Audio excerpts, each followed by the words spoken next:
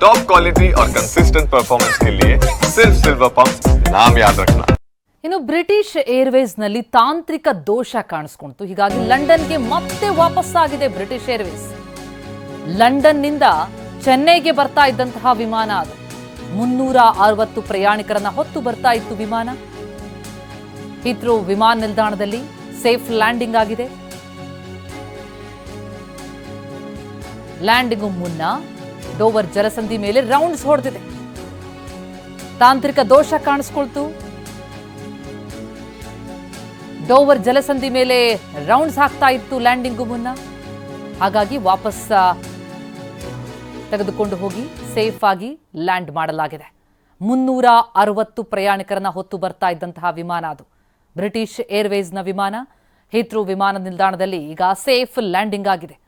ಗುಜರಾತ್ನ ಅಹಮದಾಬಾದಲ್ಲಾದಂತಹ ಘಟನೆ ನಮ್ಮ ಕಣ್ಣ ಮುಂದೆಯೇ ಇದೆ. ಹಾಗಾಗಿ ಏನೇ ದೋಷಗಳಾದರೂ ಬಹಳ ಎಚ್ಚರಿಕೆಯನ್ನು ವಹಿಸಲಾಗ್ತಾ ಇದೆ. ಜೊತೆಗೆ ಬ್ರಿಟಿಷ್ ಏರ್ವೇಸ್ನ ಹಾರಾಟ ರದ್ದಾಗಿದೆ. London to Chennai, Chennai to London ಎರಡೂ ಕಡೆಯಿಂದ ಹಾರಾಟವೇ ರದ್ದು. ವಿಮಾನ ಹಾರಾಟ ರದ್ದಾಗಿರೋದ್ರಿಂದಾಗಿ ಪ್ರಯಾಣಿಕರಿಗೆ ಸಂಕಷ್ಟ. ಬರೋಬ್ಬರಿ 700 ಪ್ರಯಾಣಿಕರಿಗೆ ಸಮಸ್ಯೆಯಾಗಿದೆ. ಆದರೆ ತಾಂತ್ರಿಕ ದೋಷ ಕಾಣಿಸಿದಂತಹ ಹಿನ್ನೆಲೆಯಲ್ಲಿ ಹಾರಾಟವನ್ನು ರದ್ದುಗೊಳಿಸಲಾಯಿತು.